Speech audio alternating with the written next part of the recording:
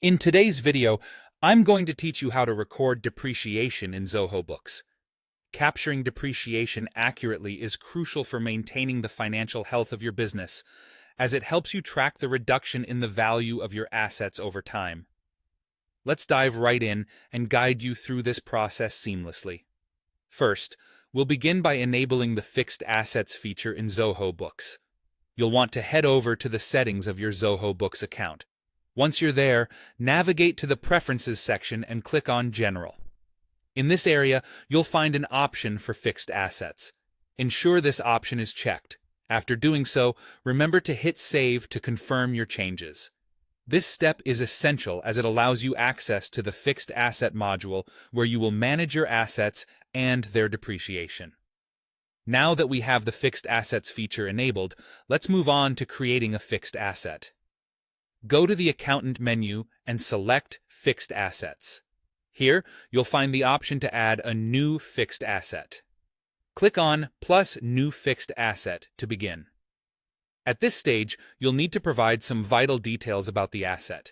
These details include its name, purchase date, purchase price, current value, and the type of asset. Entering accurate information is crucial because it ensures that the depreciation calculations will be correct. Before finalizing everything, save the asset as a draft.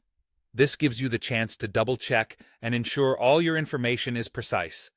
With our fixed asset now saved in draft form, the next step is to mark it as active. Go back to your list of assets in the draft view. Select the asset you just created and click to mark as active.